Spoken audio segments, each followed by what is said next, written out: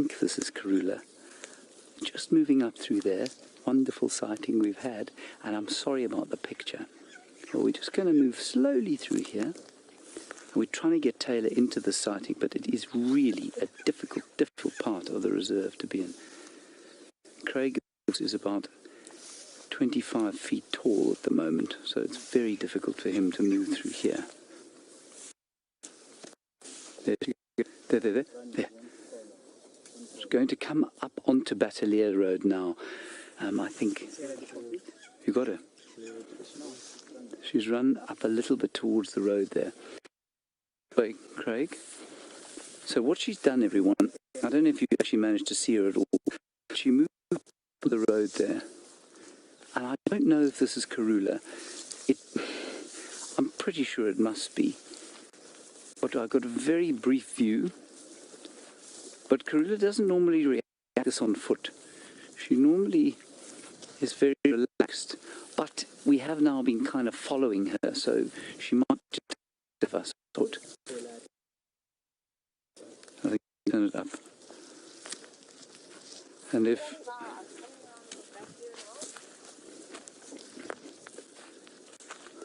I'm just going to try and get another view. It's the most impossible area to get a view or get a vehicle into.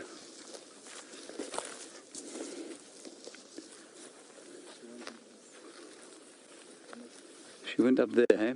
Now Battalier Road is just through those thickets there. Yeah, I can hear her coming. I can hear Tayla's vehicle coming. We're going to wait here.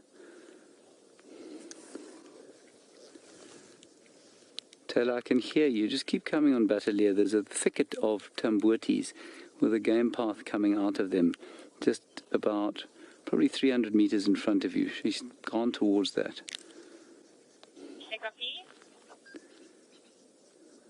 Well, let's try for one more view. Should we try once more? Well, the trick here is to just walk quietly and normally and hope that she doesn't react in an adverse fashion. And I suppose there must be some of you wondering, is this dangerous? Well, it would be if she had cubs. That's the little road she took up there. It would be if she had cubs and if she was cornered, but obviously she's not cornered. She's not with cubs. So it's probably relatively safe. Keep coming, Tayla, and you can see, I mean, although this is the Prince of Cats, a predator. Yeah, affirmative, keep coming. Yes. There we go. Yeah, that's where she is. She's where those birds are alarming. They're birds alarm calling just over there. Yeah, now Tayla's right there.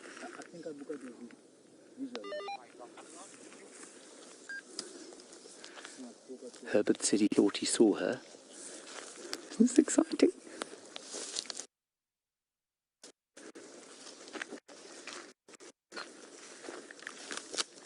Tayla, any luck there?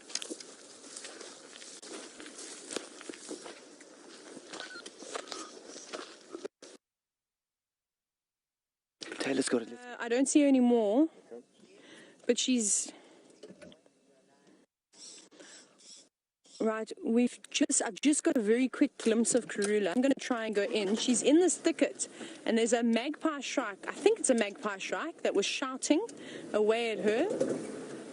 Yes, it was a magpie shrike. So we're going to get her now. You can still hear the bird is very much alarming away, but it's exceptionally thick. Now, I'm just making sure... Have you got her? There she is. Oh, there she goes. Beautiful. Madam Karula. She looks like she's hunting. Now we're going to have to try and keep up with her, David. Are you ready? We're going to have to do some... so James is not sure if it is Karula. Oh. We just got to go over this little shrub here. Wait, no. It's exceptionally thick. Now, Roger, you're wondering if it... Ooh, watch your heads, David, you good? wondering if it is shadow. I'm not sure. I've seen this leopard's bum, so we're going to have to wait until we get there to confirm. But Karula does like this area. Here she goes. This leopard is now sitting down. We'll have a look here. It is Karula. It is definitely Karula. You can see the big W on her head, and you can spot that straight away. Come on, look towards us. But I'm almost certain, yes, and that snarl is oh so Karula, isn't it? But there's a couple of birds that are also flying ahead and that are watching down on her, so we might get them alarming. But finally, after a very, very long time, we have managed to get this leopard. So very well done to James, Herbert and Craig. Fantastic work from the three of you. And she's hot. She's tired. The sun is baking down on her. But we know Karula. Karula doesn't mind the heat too much. She often likes to move during the day. And one of those reasons would be, especially when she was moving her cubs, she used to move them to avoid the other apex predators that would most likely be resting during the predominant heat of the day. But my favorite leopard of all time, Lisbon, who I've spoken about many times, who roamed the southwestern corner of the Sabi Sand. And, well, she used to do the same thing as Karula. She used to do most of her hunting during the middle of the day. And I think she was very clever by doing that because there weren't too many predators out and about. So she was almost utilizing a window where she had a better chance of perhaps catching something. She'd use a lot more energy, though, because she'd be out in the heat of the day. And you know that these leopards sometimes have to walk miles before they even pick up on a prey species. But she's just having a little rest for the moment, and I hope that she doesn't decide to go through some of this thicker vegetation into the Tamboti thickets, because then that is going to be very interesting to try and follow her. What are you doing, girl? Catching flies. But what a beautiful leopard. I haven't seen her in such a long time. It's so lovely to see her.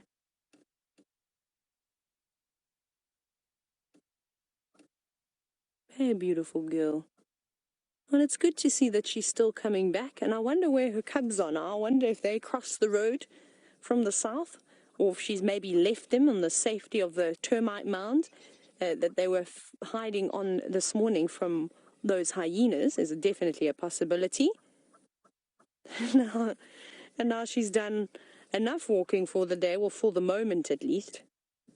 She's just going to have a little cat nap. She hasn't really chosen a good spot, of course, to hide away from the sun. Hello, Daniel. Daniel, I'm so sad that you missed the sighting this morning that we had, of course, with Karula's cubs and the hyenas. Now, Daniel, you're wondering what basically happened in that sighting. So we driven past where Hosana was found by James in the evening, and he wasn't there, and we knew exactly where he was sitting. And then we did a quick loop because we saw some hyenas running through, so we thought we'd try and catch up with them. And then we decided, okay, let's go past one more time. And as we came past the second time, he'd come out of the bushes and he was sitting in exactly the same spot. Then the hyenas that David and I were trying to chase after came back across from Djuma and back towards sort of a little Gowrie. And then basically Shongile came out. She was on the termite mound resting. She decided to go up a very small tree, a bush willow. And then Hosana just ran and was sort of seeking shelter again up on the termite mound, just watching in the distance, as well as Karula is now watching us. But nothing happened. They were safe and sound. I think those hyenas picked up the scraps from whatever they were eating yesterday. We saw Hosana had a big fat belly, so we know that he had a good feast. So maybe Karula caught a young impala, which she seems to be catching a lot of lately. And I think, and you know what Shongile and Hosana are like, they play around with their carcass so much that if Karula had taken it up in the tree, they could have easily dropped it out. And then I think that those hyenas snatched it up. And well, now she's off looking for her next meal for her lovely children.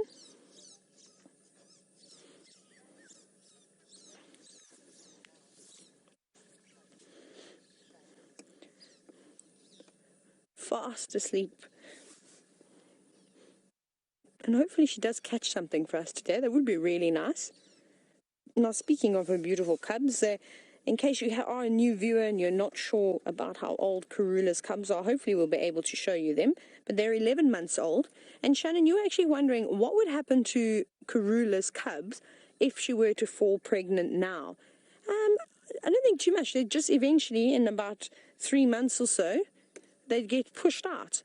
So she wouldn't want them around anymore. So even young Shongile would have to go off on her own. But they're old enough. They'll be fine. They know how to catch tortoises. They know how to catch small birds and squirrels and dwarf mongoose. And they'll grow so quickly. So I'm not really worried about that. If something like that were to happen, they would be fine. They would just move off. And then by the time that she would even have cubs, they'd be over a year. Nah, they'll be okay.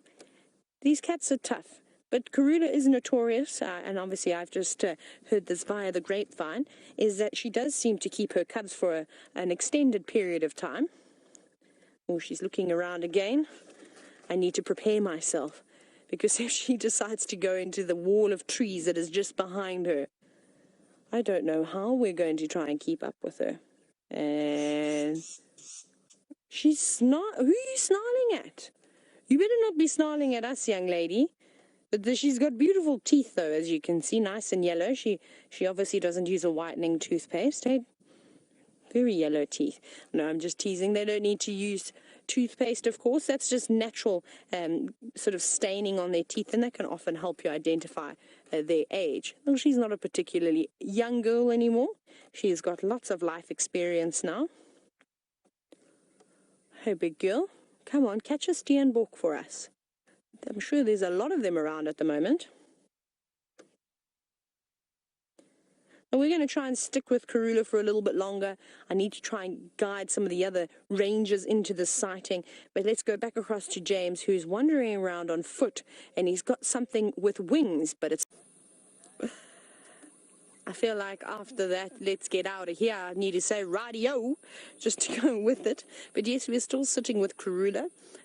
She is now sat down under the shade of a knobthorn tree, and there's still a couple of magpie shrikes hanging around, and every time they alarm and basically shout in bird language that there's a leopard here, she gets very upset and she starts to snarl and sort of look up at the tree. And that's always very funny when leopards do that, when they sort of express their frustrations towards the birds, because she's trying very hard to stay hidden, and they are ruining, of course, her chances of catching anything in this area. Are you turning into a vegetarian leopard now, girl? No, of course she's not turning into a vegetarian leopard. She's had a little munch of grass as she went round. Delicious. And this is always was my favorite thing, is when I had guests from all over the world, is everyone knows, of course, that the big cats are predators and they hunt for all sorts of different antelope species and really anything that they can get their paws on. And when you'd come across a lion or a leopard feeding on grass, they always used to look at me as if I was completely bonkers and I had no idea what we were doing. That was, of course, until I obviously explained her behavior. Now, often cats will feed on grasses like this. And normally what it will do is it'll actually induce vomiting. But Karula looks a bit thin, hey, David?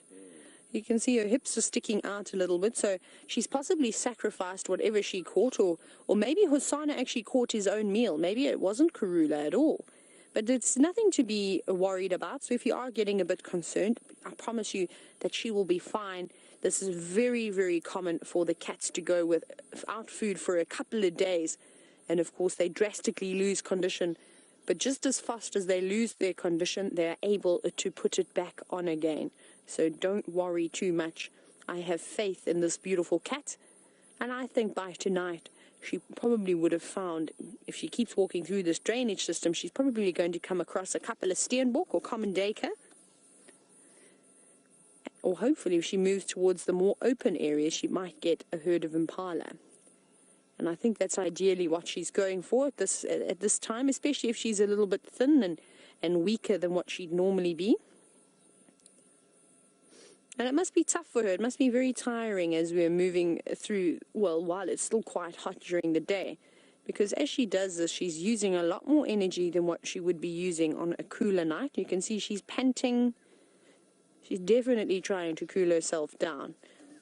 And it's very warm here.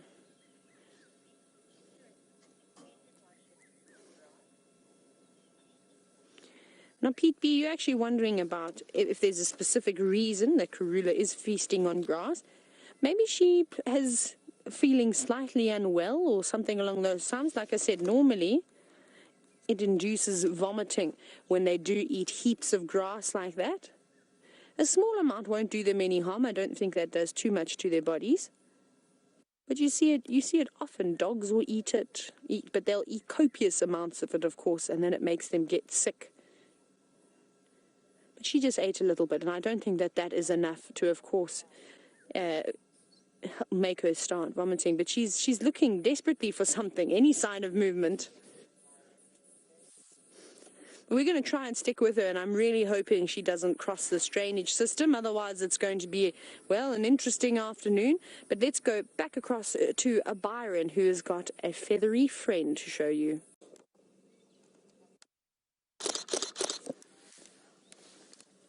Now, I do apologize again for James having a little bit of bad signal this afternoon, but that's just one of those things, unfortunately, when you're out here in Africa.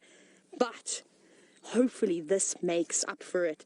Karula, we thought we lost her for a moment. David and I were panicking because we had to do a big loop around to get into this little drainage system. But luckily she popped out of the Tamboti thicket. And well, now she kindly came down to have a little sip of water in this puddle. Thank you, lovely lady, after all the hard work you've made us do of travelling through the thick bushes this afternoon. Sometimes it's not always easy. Sometimes you have to work exceptionally hard with these animals, but we don't mind, hey, David? We're not afraid of hard work. We love hard work. Okay, here we go. And now, well, I hope that you are all ready for this, because this is going to be an interesting ride. Right. Let's go back up. Just try and go straight up here. And it's a lovely little island, actually, that we're on at the moment. We're sort of between two drainage systems. Ah, don't scratch my legs, tree. Hopefully she's going to come up over here. And let's hope she stays in this clearing for some time. She's walking around in circles at the moment. What are you doing down here? She's just in there, David. Can't see her just yet, but I think she's going to come up here. She's sort of where this fallen tree is.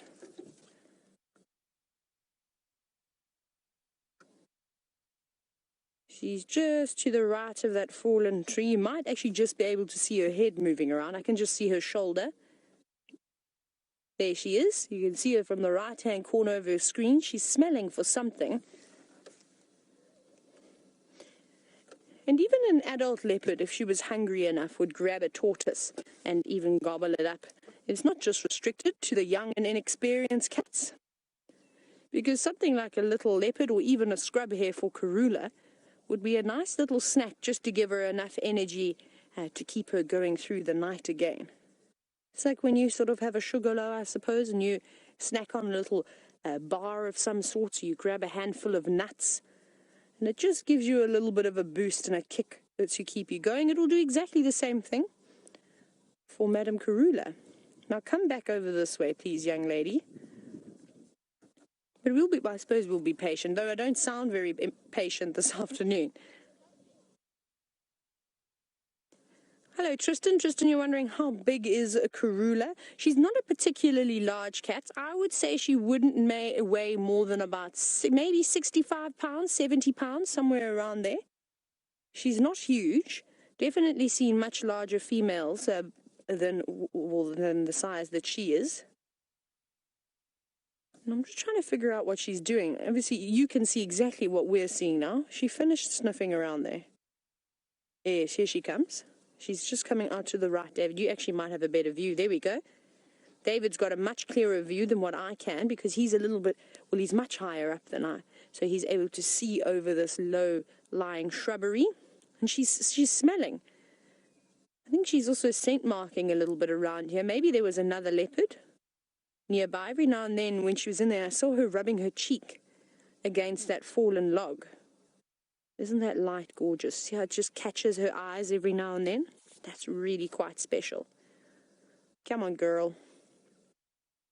Now, I don't know if I'd be brave enough to walk through there, because that looks like that shrub has got lots and lots of thorns on it. Yes. That wouldn't be very nice. David, would you be brave enough to walk through that? Sure. I think when Karula moves out of here, we're going to have to see you do that. I'd be crying. Look, even she's being careful. No, girl. Yes, that one has got very sharp thorns on.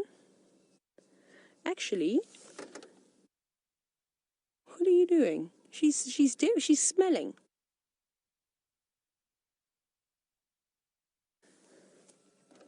She's very interested in something around here, and of course only Karula knows what she's interested in. Fortunately, we haven't been able to communicate with cats. I wish we could. Brian and I often chat about how we wish we could speak to animals, and I think it would be the best thing to have if we worked with animals at all, with whatever it may be that you do. But it would make safaris fun and interesting.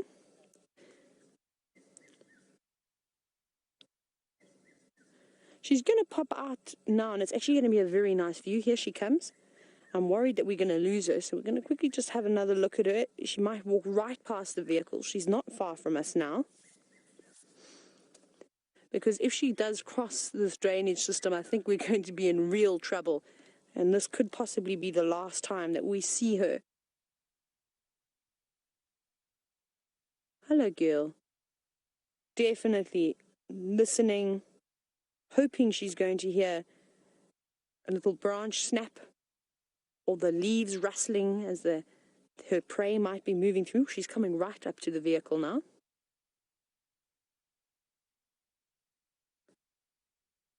Isn't this so cool? She's going right behind David.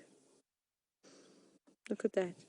Not a worry in the world. I'm going to turn around because she's walking in the long grass.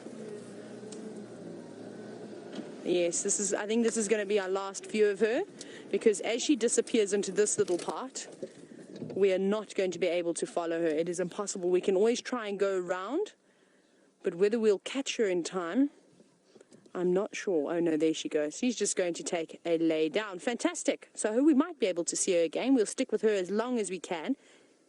But finally, Byron has arrived at Chitwa Dam, and I'm sure he's got lots and lots of hippopotamus to show you. Here we go. We're going to have Karula pop out right next to the vehicle. She's just coming through this shrub now. And there she is. Hello, girl. And she's on the move again. It's cooled down quite a nice bit now. And you can even see that her pace is picked up. She wasn't moving quite as quickly when it was exceptionally hot, when the sun was still at the top of the sky. She looks a lot more active now. We're going to have to keep trying to move, and I really hope she doesn't go back down into this drainage system again, because it's difficult to try and follow her. We'll try and sneak through here. Wait, sorry. That was a little tree, a little fallen over branch we drove over.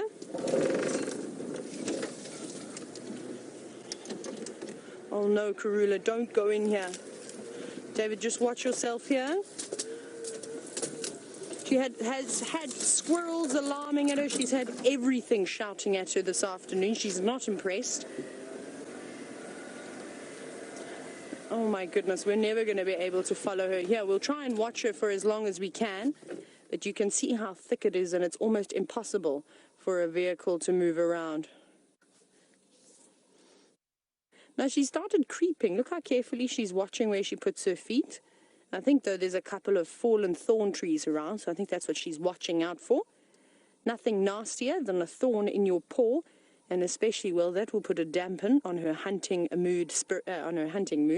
She'll have to take it out before she can carry on.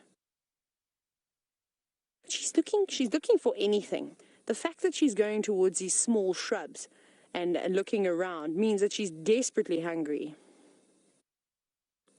Right, we're going to leave Karula now. Well, I don't think we're going to be able to follow her, unfortunately. But let's go across to Byron, who's got a different view of the sunset.